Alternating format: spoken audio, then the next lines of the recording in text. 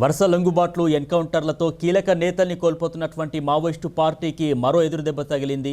ఎవరైతే హిడ్మా తర్వాతి స్థానంలో ఉన్నారని చెప్పుకున్నటువంటి బర్సి దేవా లొంగుబాటు ఇప్పుడు సంచలనంగా మారింది. డీజీపీ శివధర్ రెడ్డి ఎదుట బర్సి దేవా లొంగుబాటు పట్టారు.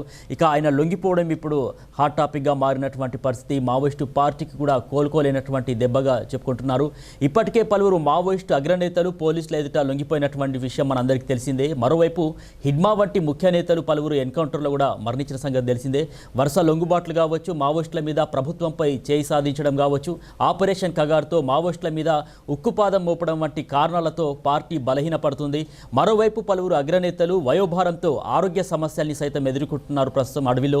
దీంతో గత ఏడాది కాలంగా మనం చూసినట్లయితే దాదాపు వందలాది మంది మావోయిస్టులు పోలీసుల ఎదుటైతే లొంగిపోయారు. దీంతో మావోయిస్టు పార్టీకి కోలుకోలేనటువంటి దెబ్బలు తగులుతున్నాయి. తాజాగా మావోయిస్టు పార్టీ మరో అగ్రనేత లొంగుబాట పట్టడం ఆ పార్టీకి తీరని నష్టాన్ని అయితే మిగిల్చింది. తాజాగా గెరిల్లా ఆర్మీ చీఫ్ బర్సి దేవా డీజీపీ శివధర్ రెడ్డి ఎదుట లొంగిపోయారు. మావో అధినేత హిడ్మా ఎన్కౌంటర్ తర్వాత మావోయిస్టు పార్టీ సాయుధ బలగాల వ్యవహారాల్ని బర్సి దేవా చూస్తున్నారు. హిడ్మా బర్సి దేవా వీరిద్దరు కూడా ఒకే గ్రామానికి చెందినటువంటి వారుగా గుర్తించారు పోలీసులు. మావోయిస్టు పార్టీకి ఆయుధాల సరఫరాలో ఈ బర్సి దేవా అనేటటువంటి మావోయిస్ట్ అగ్రనేత అత్యంత కీలక పాత్ర కూడా పోషించినట్లు తెలుస్తుంది.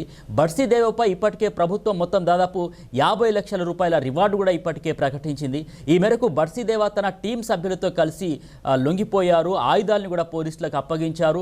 అతని లొంగుబాటు అంతర్గత భద్రతా బలగాలకు కూడా ఒక పెద్ద విజయంగా భావిస్తున్నటువంటి పరిస్థితి. ఎందుకంటే హిడ్మాను కూడా ఒక టార్గెట్గా చేసి అడవుల్లో ఆపరేషన్ కగార్తో హిడ్మా టార్గెట్గా అనేకమైనటువంటి సాయుధ బలగాలన్నీ కూడా అడవిల్ని జల్లడబెట్టి ఆఖరికి మరి ఆయన ఎన్కౌంటర్లో మరణించడం జరిగింది.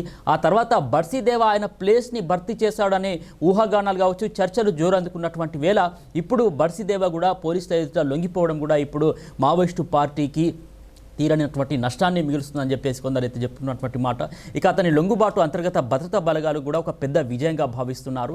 ఏదైతే మాంటైన్ ఎల్ఎంజీ తుపాకీతో పాటు మరికొన్ని ఆయుధాలను కూడా పోలీసులు ఇప్పటికే స్వాధీనం చేసుకున్నారు. ఇక బర్సిదేవకు సంబంధించి ఆయన వివరాలను కూడా డీజీపీ శివధర్ రెడ్డి కూడా వెల్లడించినటువంటి పరిస్థితి. అసలు ఈ బర్సిదేవా ఎవరు అని చూసినట్లయితే కనుక మావోయిస్టు పార్టీ కీలక నేత Barsedeva alias Sukka Maoist party guerrilla army చీఫ్గా పనిచేస్తున్నారు. పోలీసులు తెలిపిన వివరాల ప్రకారం మనం చూసినట్లయితే కనుక బర్సి దేవా దేశంలోని అత్యంత ప్రమాదకరమైనటువంటి నక్సలైట్ నాయకుల్లో ఒకడైనటువంటి మడవి హిడ్మాకు సన్నిహితమైనటువంటి సహచరుడుగా పేరుంది. బస్తర్ ప్రాంతంలో మావోయిస్టు కార్యకలాపాలకు మాస్టర్ మైండ్గా కూడా భావించే హిడ్మాతో కలిసి బర్సి దేవా అనేకమైనటువంటి పెద్ద పెద్ద ఆపరేషన్లలో పాల్గొని విజయవంతంగా ఆ ఆపరేషన్స్ కూడా కొనసాగించాడు.